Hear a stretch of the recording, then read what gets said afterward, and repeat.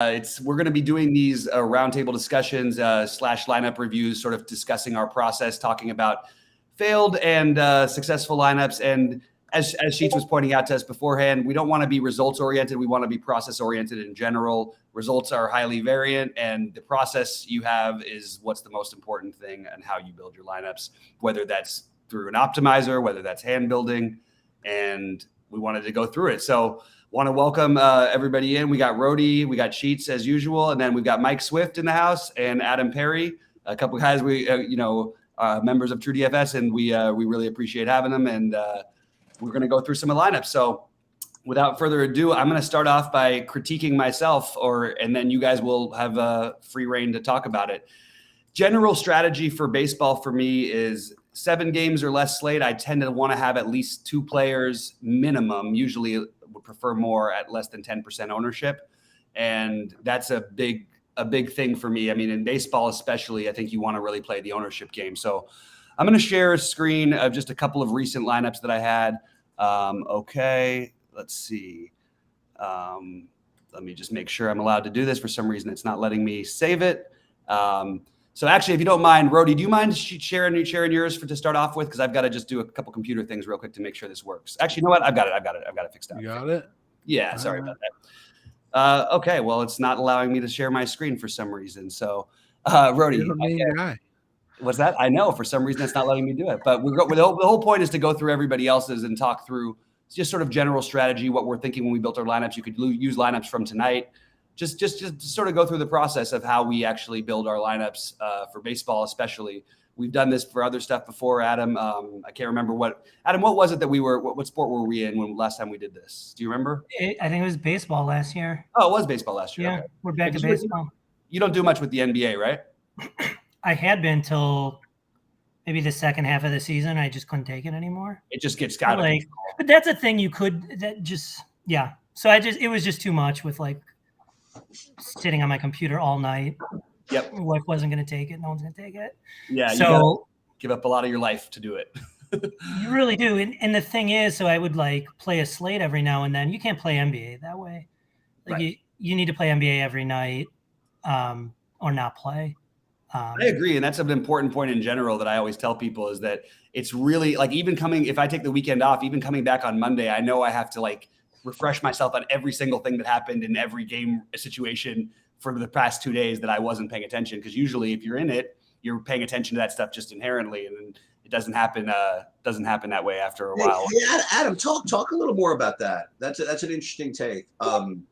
About if you're going to play the NBA, you should really try to play it consistently. If you take a couple of days off, for example, I don't want to say you lose your momentum or stuff. Talk a little more about that, because I've never heard it actually phrased that way. No, I don't. I mean, you could take a couple of days off, but the essence of an NBA projection is going to be minutes, right? And if you're playing the NBA every day and you're watching the NBA, you're going to understand the nuance behind the changes, the ebb and flows of people's minutes. I mean, this is something Bobby does. This is something you did with Drummond today, right? And you could do it more in the playoffs, but you could think about where are these minutes coming from? Where are these minutes projections coming from that are, one of the strongest, independent variables for how these sites produce the median or the mean.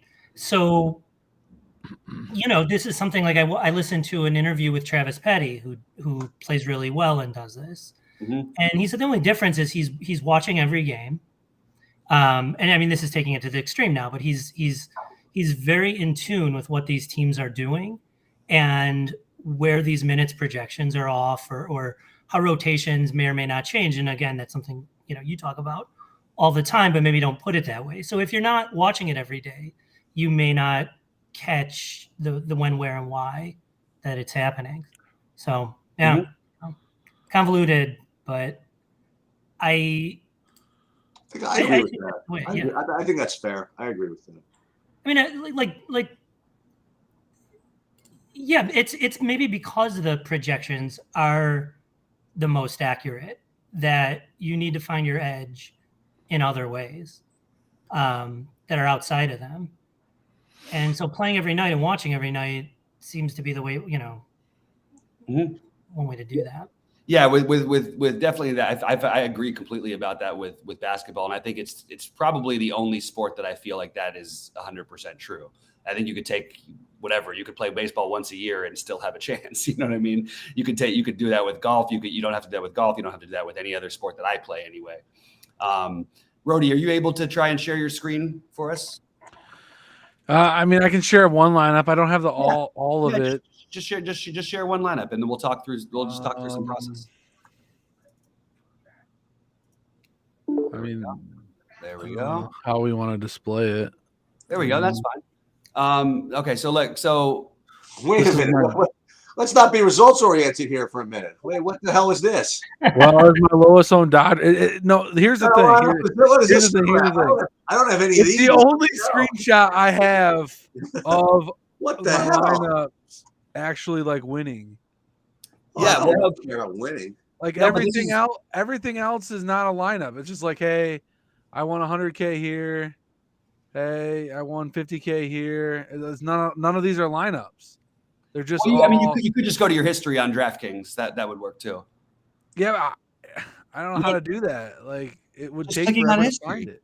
Really? Just click on history at the top of the page. But okay, we can go through this one. This is fine. This is an awesome lineup, and I actually do remember because we talked shortly after this whole thing happened, where you stacked the Dodgers on. And look, this is a point we make consistently on the shows, and although yesterday was my day where I said this is the one day I'm not going to touch any Dodgers again. If you just stack the team like the Dodgers every night in 10% or 15% of your lineups when they're going to be owned the way that they were that night against St. Louis, and I can't remember who was pitching for St. Louis. It might have been Wainwright. But you can end up taking something down. And also one other thing that's important that I always try to tell people about baseball is that it's not just that you want the team that scores the most runs. You want people to have the people with the most power and the most speed. That's how you're going to get most of your fantasy points.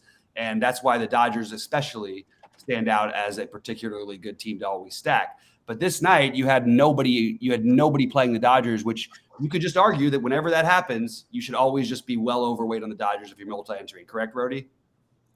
Yeah, and I mean, you can see the similarities in last night's same lineup where nobody played and very low owned again. Mm-hmm. This tournament was a little bit bigger. This is the seventh inning versus this is a smaller, higher dollar. But I mean, you can this would have done fine last night over here. So I mean, it's all you needed is a little bit of points. Mm-hmm. But yeah, last night I have too many zeros with my Dodgers. So.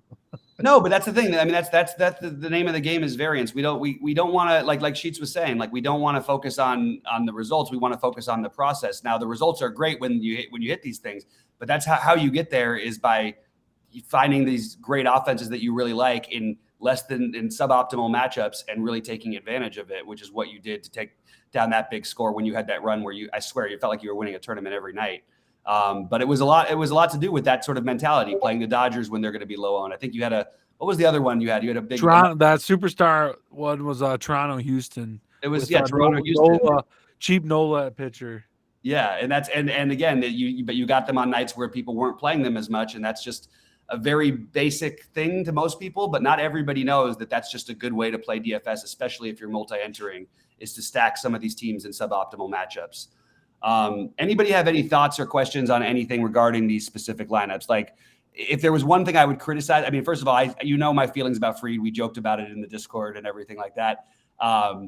So I don't touch the Dodgers when they play specifically against Fried because I watch the Dodgers obviously more than I watch any other team because I'm a huge Dodger fan, but I'm not going to criticize anybody for stacking the Dodgers anytime.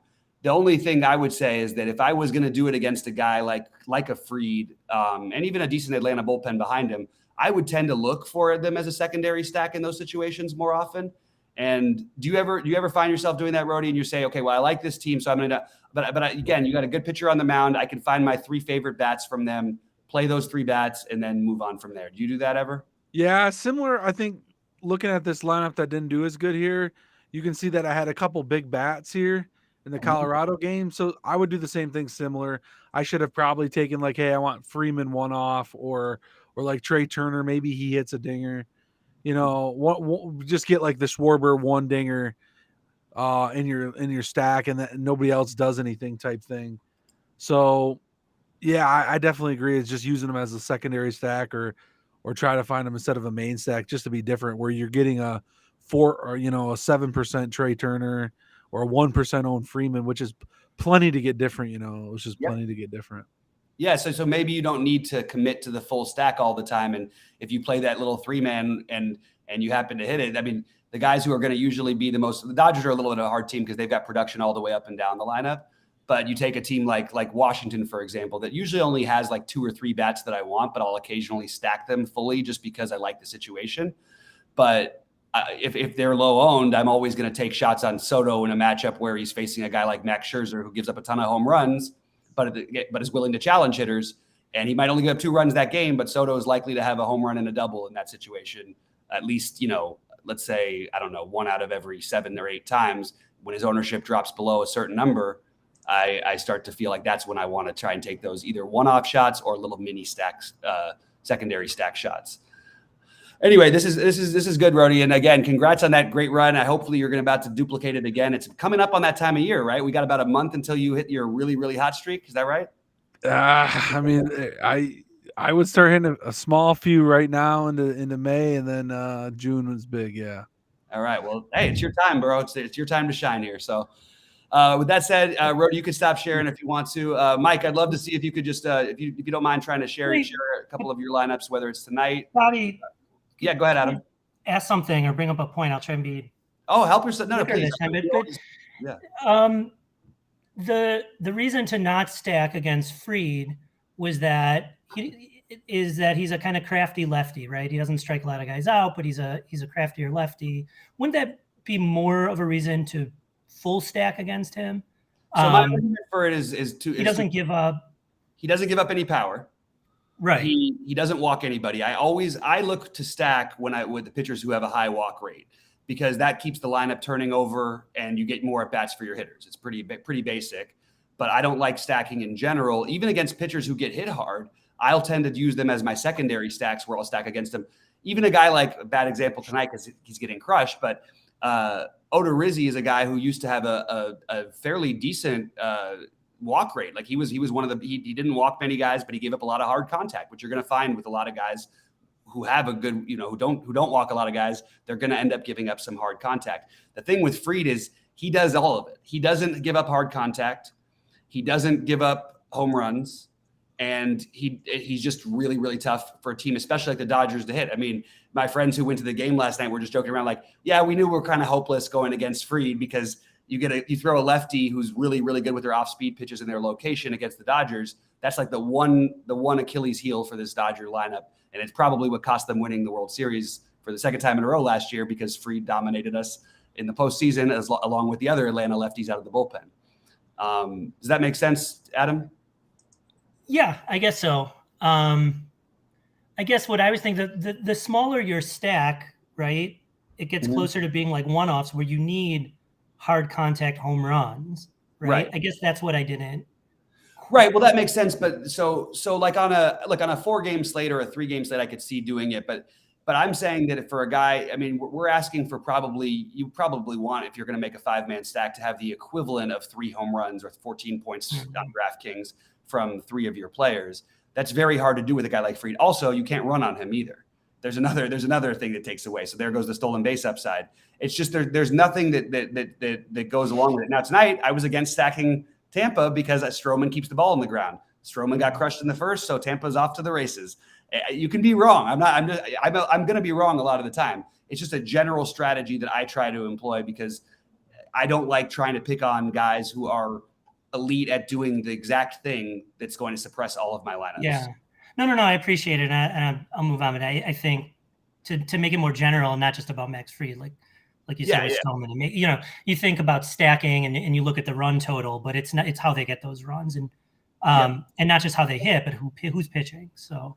Right. And to your point, if Fried was a guy or using him as an example, or Stroman, if these guys had extremely high walk rates, but also didn't give up hard contact and home runs, then you'd go for the full stack, in my opinion.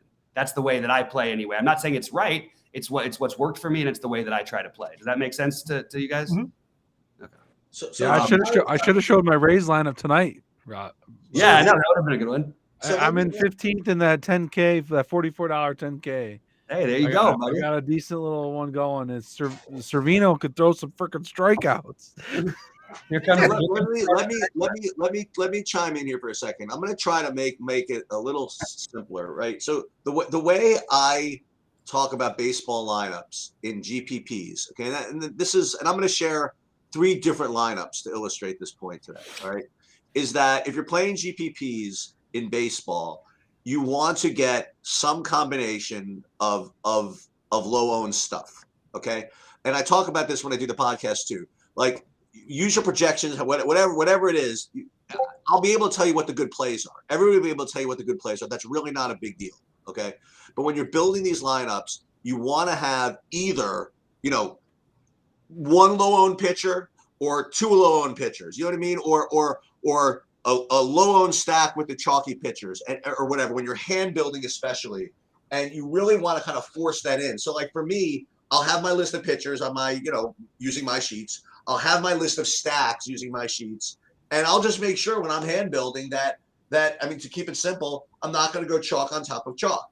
Now, I'm not quite as good as Bobby in respect that I'm not good enough to say, well, I don't want to play this chalky stack team, but I want to play that team, so I'll play the low-owned part of it. I usually will just kind of just avoid the team completely and just go somewhere else. So like, for example, I'm going to show you 3 different lineups. 2 of them I built on purpose, and 1 I built by accident, and show you kind of like the differences, like kind of the way they look, right?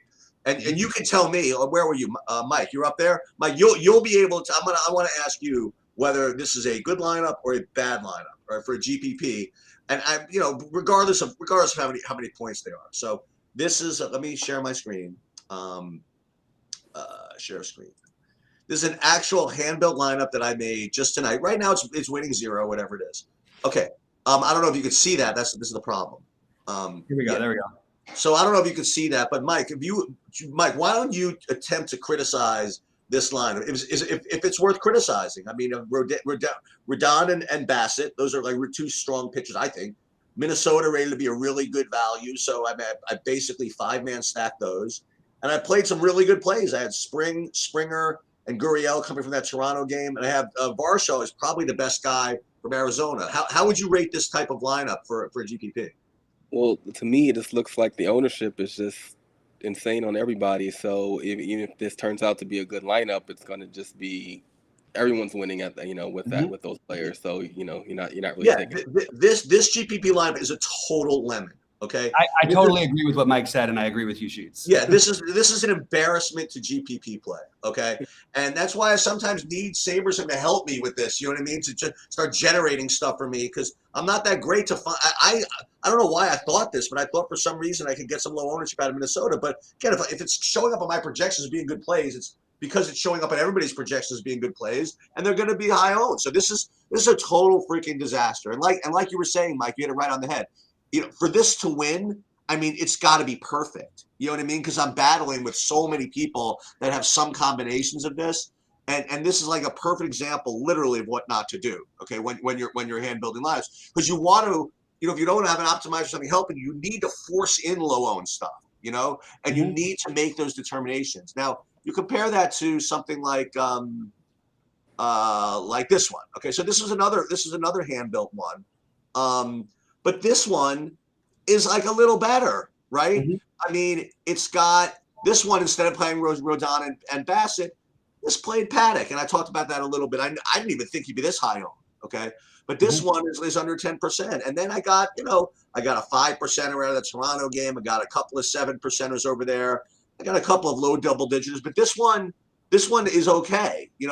I would even say, I don't know. I guess for single entry and stuff like that, I guess this is fine. I almost feel like this is too chalky, but I think this is okay. Bobby, I actually like this lineup, and I think you have enough of the low ownership and the weird, the low ownership at pitcher when you have a guy who can score the same amount of points as the top scoring guy if it goes your way, which is the way it is right now in the MLB in Paddock, is in some ways more valuable than having the really low owned guy in the field. Because it really is a big differentiator in the way the rest of your lineup is constructed. So that 4% or 5% or 8% or whatever it is on that pitcher is already forcing you into builds that are less common even if you still have other guys who are popular on the team. And I do want to add one thing about the 888 lineup that you just showed us. The reason I would be more critical of it, like you guys were, but the only thing is you're trying to win a tournament with only 400 people versus trying to win a tournament with 10,000 people like this one. That's a very different thing. So I don't actually, as much as I don't like the 888 lineup as much because it does feel a little too chalky, I think it's okay to eat a little more of that chalk when you're playing those high buy-ins. Now, in other sports, in basketball, you're going to have to eat a lot more chalk than you will in baseball. In baseball, you just should basically always be able to find a way to get off of some of the chalk. The only thing is that in that 400-person tournament, you can win with everybody in double-digit ownerships. It's just a much, much harder path. So that's what I would say. So, and the last one I want to show you, okay? Now, this is also a hand-built one. I might argue this is too kooky, okay? So now there's this guy, okay?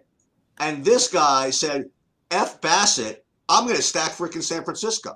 You know what I mean? Just, right. You know what I mean?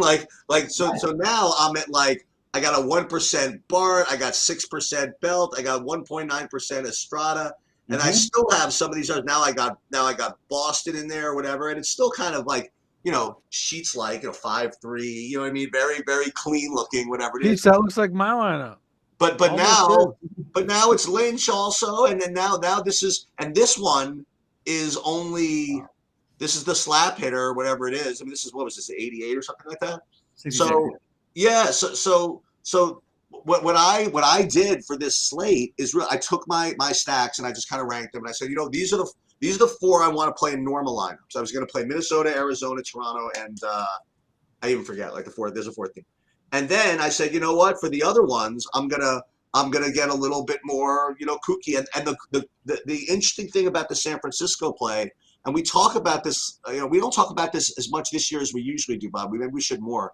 Is that the question of how much leverage do you need, or I guess a better way of putting it is how much do you really need? In other words, if you want to say get leverage against, say, a chalky Bassett, for example, there are several ways to do it. Like the most direct, just oh yeah, you know what, Bassett, F you, is just taking total direct negative correlation leverage and just play the San Francisco hitters. That'll really do the trick. You know what I mean? If Bassett doesn't do well, he blows up. You are really smashing it. But sometimes you don't have to do exactly that. If you want to fade a high-owned pitcher, there's several other ways to do it. You could play a lower-owned pitcher of the same salary or something like that. So there's ways to fade without getting leverage, without being too off the wall. This one, happened to have went for the throat and said, you know what? If I'm going to play Bassett in some of my other big lineups, and the ones that I don't play Bassett, you know what? I'm just going to completely just attack it. Now, however, and this is sort of to Adam's point about following it, knowing the players a little bit, is Bobby is really good at knowing, and I should be better at knowing which pitchers are volatile enough for you to take those complete leverage stance on. Bobby, I thought made a really, really great play last night, but just didn't work out when he took Texas, right? So Robbie Ray was I don't want to say the highest, but he was, people played him, right? And there were several ways to attack him. One, you could have, played somebody else or whatever. But Bobby's, because of the nature of Robbie Ray, Robbie Ray is not only prone to just having a kind of a mediocre game, but he's prone to having a crappy game where he gets blitzed. So, right. So for a guy like that, maybe it's better, or sometimes it's better to go for full max anti-chalk leverage. Where for other guys, let's say that, I don't know, let's say Max Fried was really chalky, for example, right? And you wanted to fade Max Fried. You can fade Max Fried without getting stubborn. So, I'm just going to play the Pirates against Max Fried. You know what I mean? For example. Right. In that case, maybe he's just spend up at pitching or do something different. Right. I hear you. There's a guy I'm going to give a little shout out to Eric Johnson. And the thing is, this has worked for him in certain situations, but he's been doing this since the very first day I was at Roto Grinders. And he would come in every day with the same thing and take the top rated pitcher, the guy who hasn't given up more than 3 runs in a start all year. And every day he wanted to stack the team against those guys. The general way of thinking is right for baseball. The actual execution of doing that is somewhere in between, and you have to find that balance.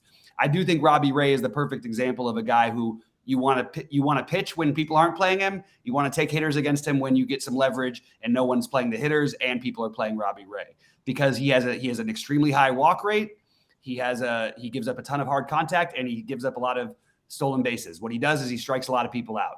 But both sides are beneficial to each thing. It's just trying to find the right mix of that. Is that making sense to you guys? Adam, what do you think about any of this stuff? And Mike, what do you think? Yeah, it makes a lot of sense. There's also like when a pitcher gets chalky and there's something, it's like you said with Soto on hitting against Scherzer. Like Scherzer can have an okay game, but it could be delimited by 1 or 2 home runs, right? So like the idea of playing 1 to 3 batters against the top pitcher for a little bit of leverage is perfectly fine. Right. They get their points many ways. So like there is something to that too. Like you don't have to full stack against them even. Right. A couple guys with home runs and things. So. There's other guys like that, like with Verlander when he had his elite season, and he led the league in strikeouts, in opponents strikeout per 9. He led opponents batting average, but he also gave up the most home runs. It actually was half of the hits he gave up for the season were home runs. So taking a guy who's a free swinger, who's willing to take his full swing on a 2-strike count is against a guy like Scherzer is a good one-off type of a play to me. I'm sorry, a guy like Verlander or Scherzer. And right. In presumably in a bigger field, you're not getting full leverage, but you are getting enough that player is not going to be optimal, right? Assuming a high salary for that pitcher. So. Right. And you're usually getting the guy at 1% who, if he hits a home run, you're crushing it. And you take, maybe you don't take the most expensive guy like a Soto, but maybe you take a guy who's a little bit on the cheaper end with a lot of power. I'm trying to think of a great example. Rowdy Tellez, something. Yeah, Rowdy Tellez. Perfect example. That's exactly right. Or Garrett Cole's nemesis. Why can't I think of his name right now? Troy? Yeah, Choi, who 7 home runs and 21 at bats off of him or something like that. And it actually makes sense pitch type wise and all that stuff. Anyway, I think this is all interesting stuff for people to think about. And we're still fumbling our way through this because this is our sort of first test run. But if you guys don't mind, either Adam or Mike, whichever one of you is ready to do it, do you mind sharing a recent lineup or even a current lineup? Wait, we just want to check in on this one here, this Arizona stack. This is Varshaw hit a homer, and then you're starting to pick up some juice here. I already feel it. Sheets and Brody are taking down tournaments tonight. It's going to happen. We're taking down we're going to take down the lottery with the Arizona San Francisco. We're going to do it. And the thing is, like, lineup you got in that Sheets? I got 30. 30. Yeah. Let's go. Come on. You guys should enter like this late night showdown just so we maybe have the sweat again tonight. Like we had. There you go. So I can play all my relief pitchers to get 0. Yeah. That's what I said to, last year. Sheets, I think he won one of the showdown things, and I said to him, he's like, well, I'm going to play this guy. He's like, this guy hasn't thrown more than 12 pitches and he's pitched 50 times this year. He hasn't even pitched. The best case scenario is that he strikes out all 3 guys on like 10 pitches. And that's exactly what happened. Excuse me, if I'm not mistaken, I got like 1st and 5th and Adam got like 2nd, 3rd, 4th, 7th. That might be right. That might be right. Yeah. No. One thing actually though, like to bring it back on topic, there's your skill set for showdown is correlated, right? Because you start to get very attuned to the bullpen usage. Yep. And you get an idea for if you're stacking against the team, who's coming in behind that starter. So right. Yeah, it is. I mean, there is something to be said about playing both of them and the skill set and the overlap. So I don't know. Yep, I'm gonna stop screen sharing. And to this point, I just want to say something. While we're going to keep doing this, we certainly will do sweat shows. We just need all it takes. Anybody who's got a real sweat, let's fire it up. And even if it's just a few minutes of talking through it. It's the only problem with it is sometimes it's superstition. Some people like me are a little volatile and start freaking out while it's happening. Sheets had that happen. We tried to do one sweat show and it was for 250,000 that night. And it looked like I was going to win. And then when all the wheels came off at the very end, like I think it was the 8th or 9th inning.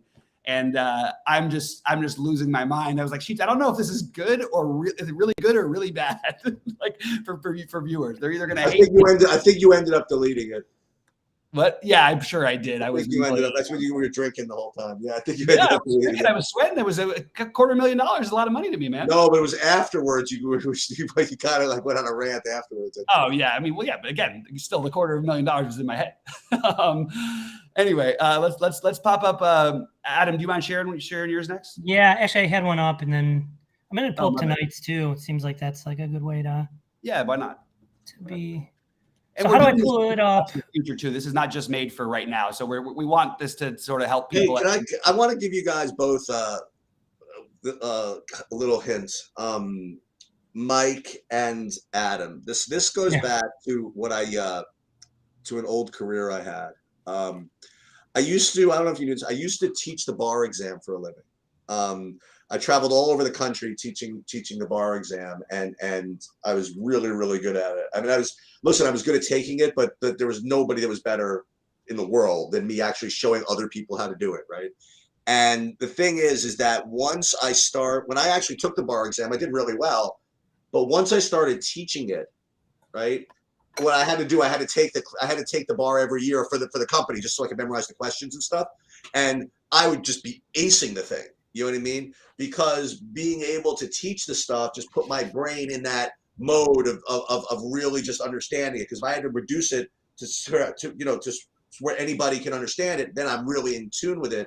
So what I would say to you, and that's the same thing when I did the poker training. Cliff and I had this huge brawl before we launched Poker X Factor on whether we were going to do it or not. And Cliff was saying, why do we want to give our edge away? Why do we do whatever?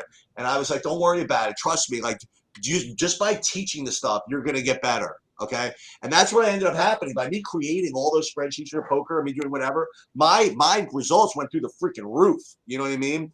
And so what I would say for DFS, if you have like either a wife, a little son, a friend, anybody else that you could just like explain to one of them, like, how you built the lineup or whatever it is. Hey, come here, check out what I'm doing.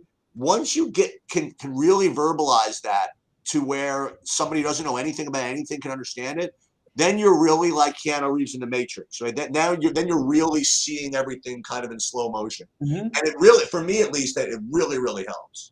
I totally agree with that. I totally agree. Not with, I mean, I didn't the bar, but I totally agree. Anyway, sorry, go ahead, Adam. Oh no, I was just saying, I'm at this point, my wife's gonna kill me if I talk about DFS more. But I could find someone else for sure, and it makes a lot of sense. Let's pop up your lineup if you don't mind, Adam. And So if I go share screen, it's gonna share. If you just go to the window, it'll give you the window. Right. Yeah. Cool. Share. Oh, I could go to a tab. All right. Yeah. Cool. And guys, we see it. Yeah, we can't see it right now. No. You know, Bob. You know what this Arizona-Washington game is? It's that question I ask you 75 slates a year about what happens when you have an attackable pitcher but a team that can't hit. What do you do? Do you play the unknown pitcher, or do you play the unknown hitting? It's Sorry to interrupt. Maybe go to Mike first, because I don't know what I'm doing wrong. Oh no, I mean, look, if it doesn't work out, it's not. Sorry, you got to choose your screen. So when you hit the share button, entire screen, Chrome tab, or just the entire screen first. If you go to share screen, it'll give you the entire screen on the restream. He's got the restream, right? Whatever window you've got the screen, whatever window you've got it on. That's going to be just you. Just are you using Chrome or what? How about this? Are you seeing this? Yeah, I'm in Chrome. Oh, here we go. Now okay. Oh no, it's showing so it's showing the whole thing. So we need to do it just for the actual window instead of the whole thing. See how it shows up with the whole thing. It's like.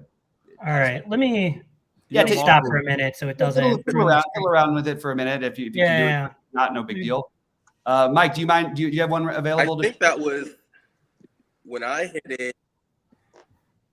Oh, there we go. That is you. That was you. Okay, so you're sharing that. You're sharing the general screen.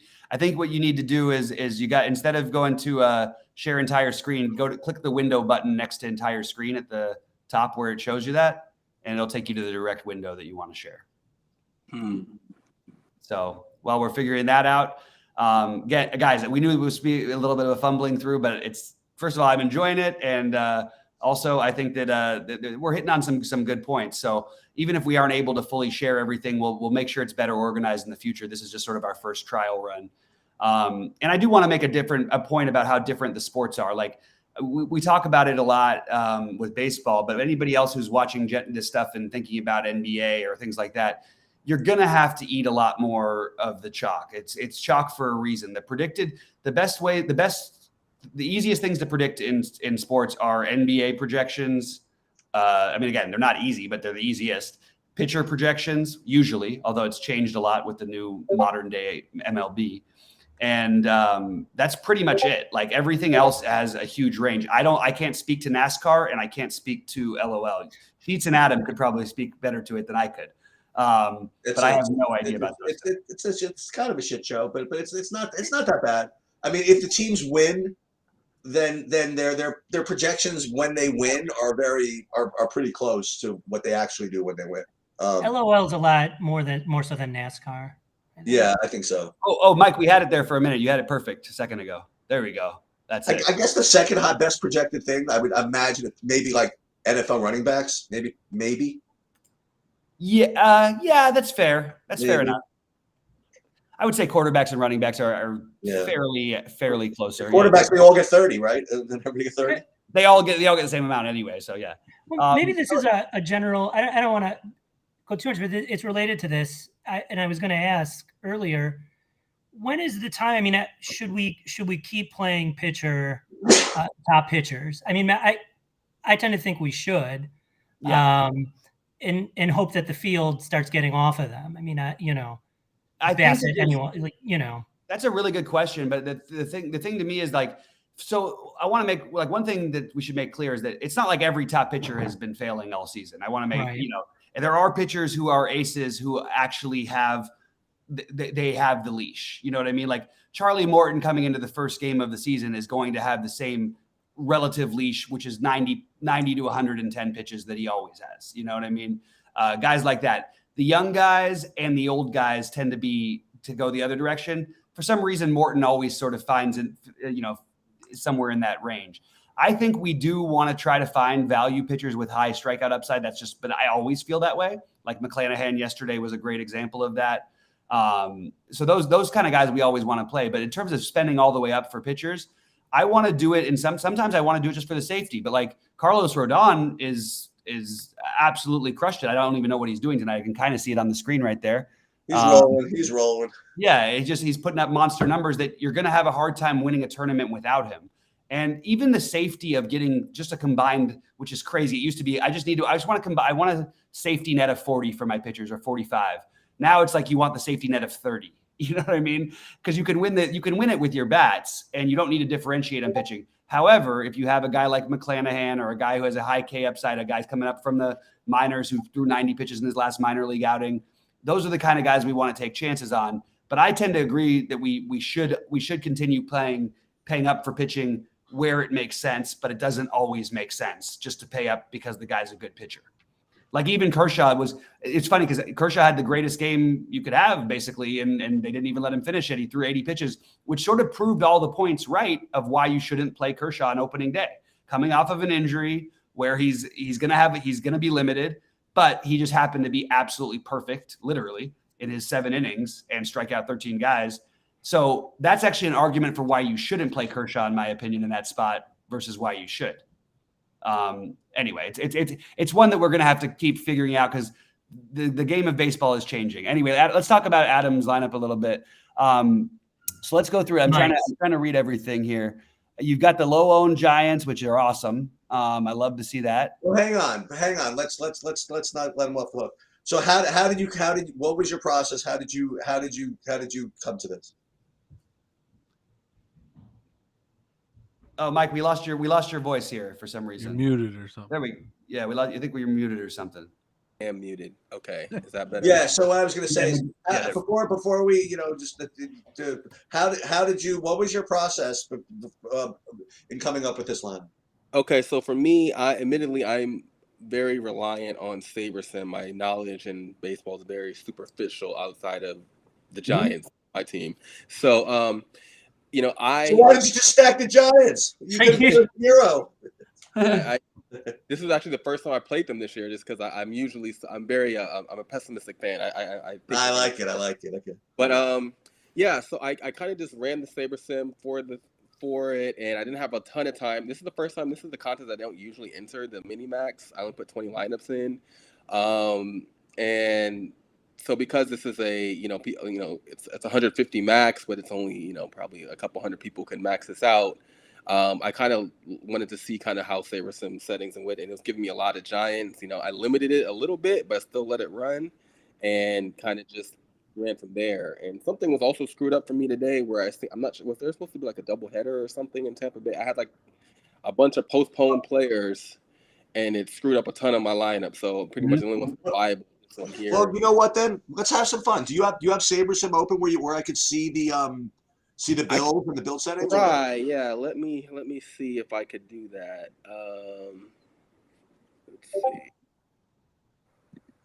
Because I would love to see what's because I could comment on how you use Saber Sim. You know what I mean? Yeah. So did you leave? So did you set it for 150 max default sliders? Did you change anything?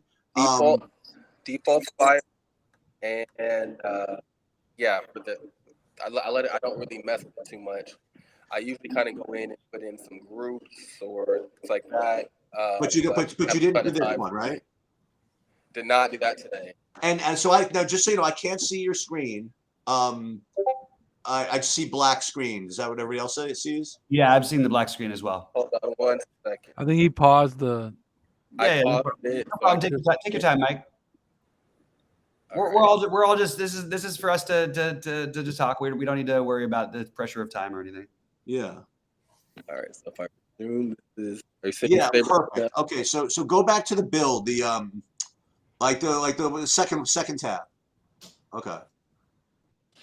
So this is what you got when it just kind of ran everything. Okay. Right. So what I would do is first click on the stack section where it says up there.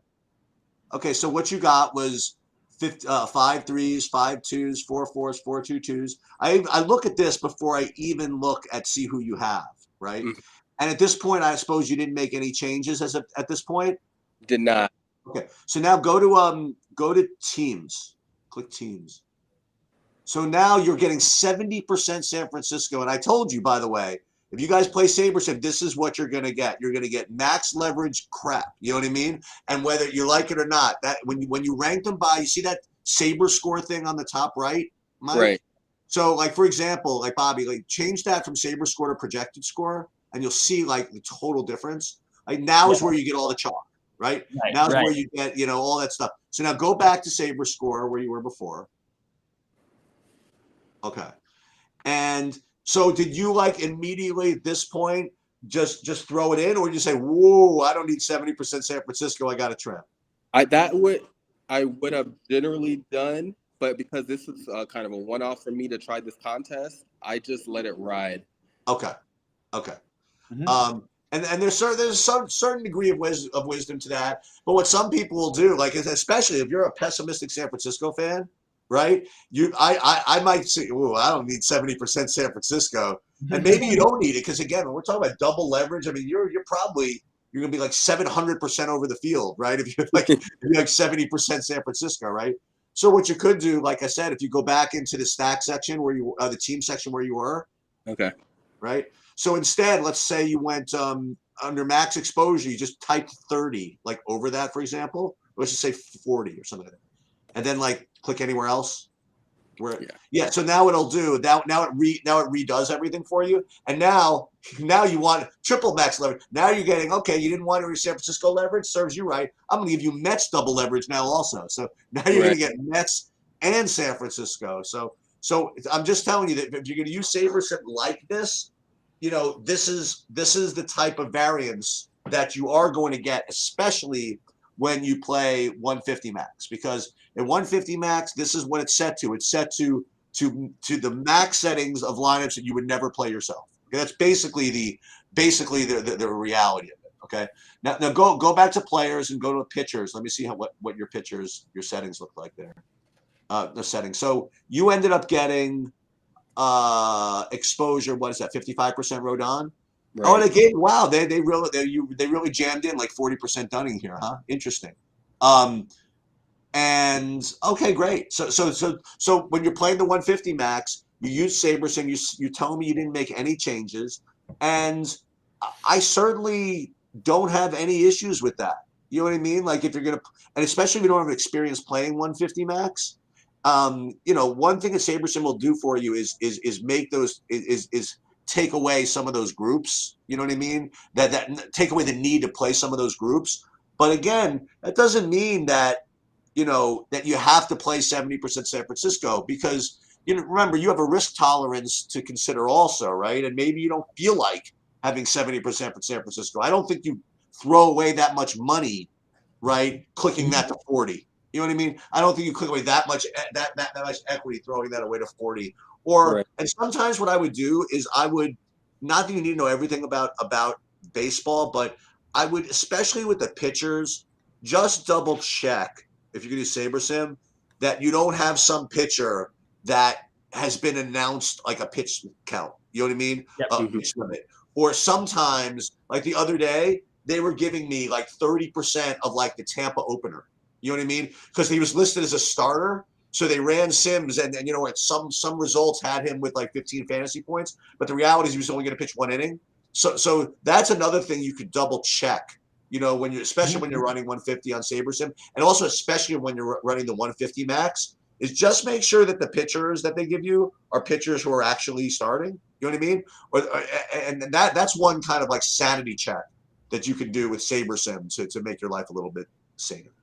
Yep. I love everything you're saying. Sheet, you're reminding me that we have to do one of these days soon a building through SaberSim show at the beginning of the day.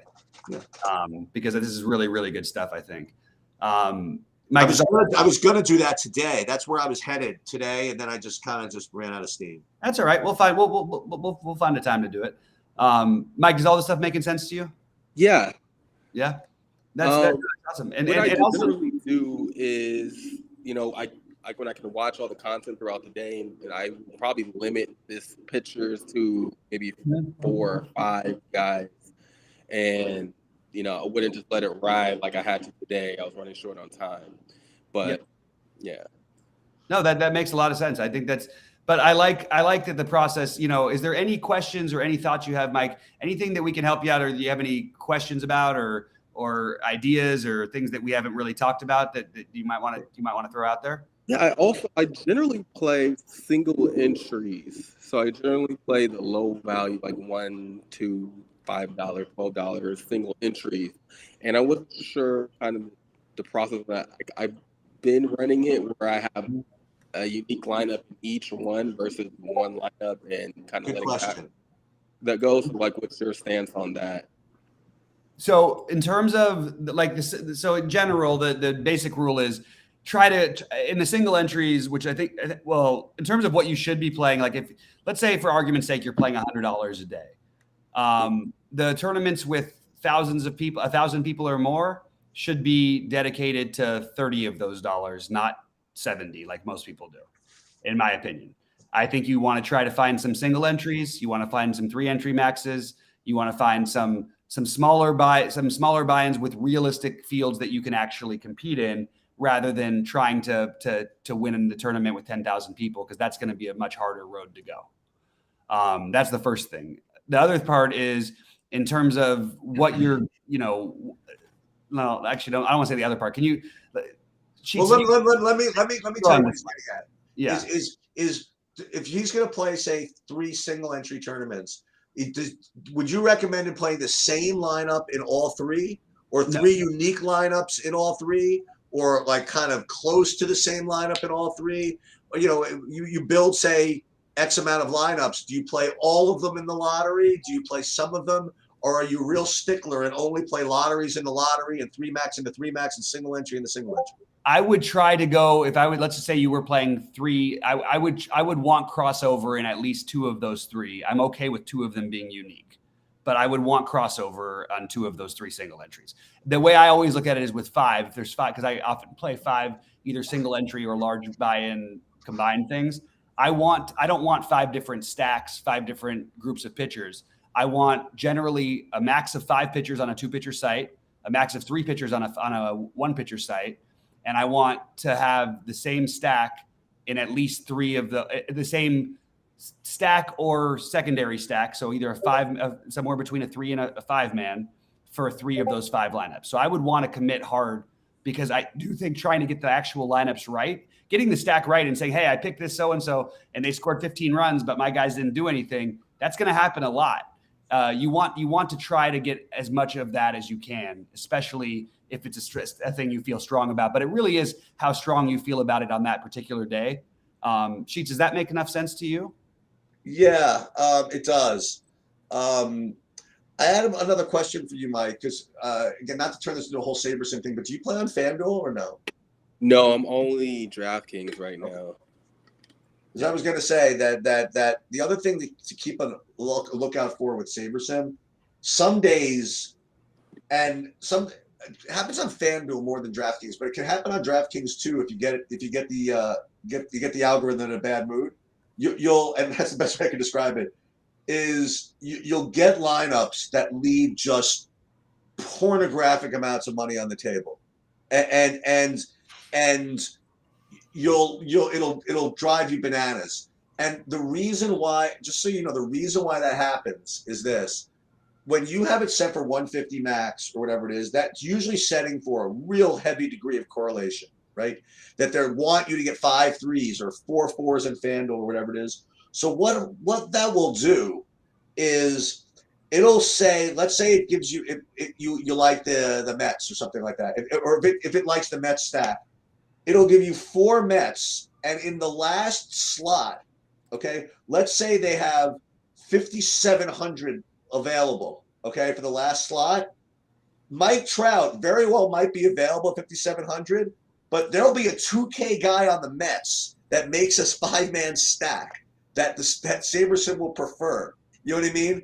To make that correlation work. So you'll end up leaving 3,700 on the table, where you could very well swap a 2K out for Mike Trout, and you're never going to convince me that it's the right thing to do to leave the 2K guy in there over the Mike Trout. So that's a struggle also that you're going to have to kind of fight with if you use SaberSim. Just again, I would just eye test your lineups if at all possible. Now, what I wouldn't necessarily do is set hard salary requirements, because there's some times where you leave 700 on the table or whatever, and you're very happy that you did, but that's a sanity check thing that you want to kind of be on the lookout for. Mm-hmm. Makes sense to me. Guys, we can wrap this up pretty soon. I didn't know if there was any other thoughts and general questions. Mike, did that sufficiently answer your questions about the things, or should we talk a little bit more about that? Yeah, that did, but it did spark another question. If I'm not sure if anybody else has another question, but just on that, I know there's a lot of talk about those like kind of one-offs, and within SaberSim, like he was just describing, it's kind of difficult sometimes to do that. Is there any way that you have found that's helpful in SaberSim to kind of pop in one-offs without having that, getting a whole stack? Like if I want to travel, all Angels.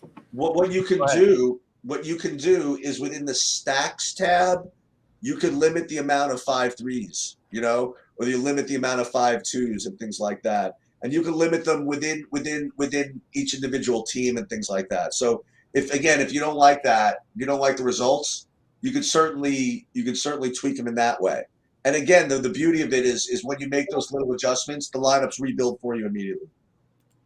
Does that make sense? Well, I don't know why anybody would do anything except play Arizona Diamondbacks, like, ever. I mean, they score more than the Arizona Cardinals. This is Sheets' favorite take of all time, and finally you could take your victory lap while we're finally. I need to get first, second, and third in this lottery to make up for all the losses I had playing the Diamondbacks last year, I think. So we need Luis Gonzalez to come back. We need like all the Diamondbacks to come back. It's so funny because for those of you guys who didn't catch it, last year Sheets literally every single show, he's like, but those Diamondbacks are pesky. They get there. Cheap. They just get there. I'm like, they have the highest strikeout rate. They had like the fourth highest strikeout rate in the National League, and they had this lowest run scored per game. And I'm like, what are you seeing, Sheets? I don't understand. I'm like, fine, I won't play Arizona. Instead, I'll play Miami.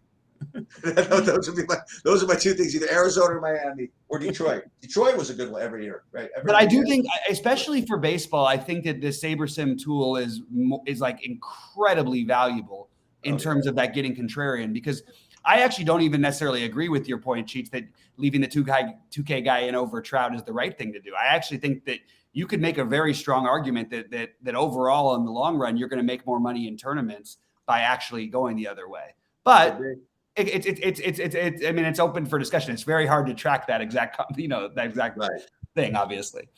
Anyway, before we get out of here, I didn't know if there's any more thoughts or questions from either. One thing SaberSim's going to do is, the more lines you make, like, you're going to take a hard stand. It's going to take a hard stand on guys. It does this all the time. Yeah. And so then you have to decide what your risk tolerance is. Yep. So it'll find you a great low-owned play or a great low-owned stack. But then it becomes a question of how much do you want. Times leverage on it. Yeah. I mean, that's not necessarily a bad thing if you have the bankroll, like, and you want to take that stand, like at some point it's going to hit and it's got good leverage and it, but it's kind of a play style. But don't forget, the good thing is that when SaberSim or anything jams in like 70% of some chalk thing, okay, and you play 70% of the chalk thing, even if they go off, you're just not necessarily going to win, Where if you're playing 70% San Francisco and they go off, you're just winning. You're just winning. And I can't explain how, but you just are. You're just complaining.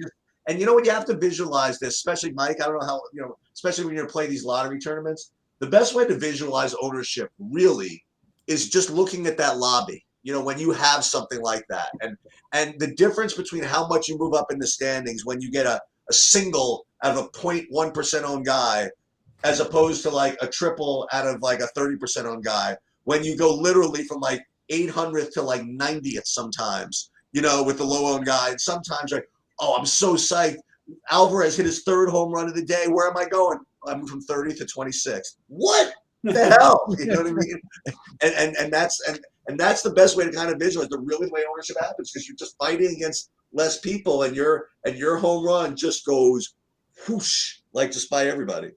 Yep. Maybe it helps. I mean, I don't know if you agree with this, Sheets, but like if you play sports like MMA or tennis, where the DFS is almost all game. I mean, maybe less so MMA than tennis, where you're playing DFS more so, if not totally, than you are playing fantasy tennis. And so you really have to think about these principles of ownership. And so I know not everyone plays them, but if you do, or you get into them a little, it kind of teaches how all this stuff works really well. And it's really stark. Well, because what happens, and Adam and I, we kind of like sarcastically joke about this sometimes when the tennis projections come out. When most people are like, "Oh my God, XYZ, it looks like such a lock. He's totally mispriced." We're like, okay, so this is going to be the chalk that we have to try to pay today. You know what I mean? I mean, you get like a chalk underdog that's like, he's at 40% to win. He's going to be 80% owned because he's being priced as if he's got 2% chance to win, whatever. But the fact is, he's still going to lose 60% of the time. So 60% of the time you play against him, you're getting someplace. So I think Adam said it perfectly. Like some of these sports where you have literal direct leverage, like all the time, you really aren't playing this sport. You're really just playing DFS. Yep, absolutely. Guys, I really do appreciate everybody tuning in and doing this. I think we can elaborate on it and come up with a better structured thing, but I really, really did like this. And Adam, always appreciate your thoughts. Mike, great to have you on. Really, really appreciate it, man. Really happy to have you aboard. And Jake, we're gonna check in one second with the. Of course, every time I try and do my sign off, Sheets has a little check in. All right, 16th place. All right. Ooh, let's go. That's 16th and 20th. Okay, so let's see if we can't surround these guys and let's see if we can get one of these things to finish like in the top 500. That'll be that'll be the goal. All right, let's go. Well, I hope you take that one down. I hope Brody takes his down, and I hope that both Adam and Kevin, Adam and and Mike take down everything they've got going, because I ain't taking down anything tonight. It's a typical start of the season struggles for me. It's what always happens, and I'm okay with it. I have 2 more weeks till I have to get into my zone, and then hopefully it'll take over. But anyway, guys, great having you all. We really appreciate this. Anybody else who's interested, please DM me, and we will feature you. If it's just a Q&A session you want to do, if it's a lineup review you want to do, we're happy to do this. We like our community here. We like our people, and we want everybody to feel a part of that. So we really do appreciate you all. Thanks so much, guys. And we'll see you back in Discord, I guess. Good luck, everybody.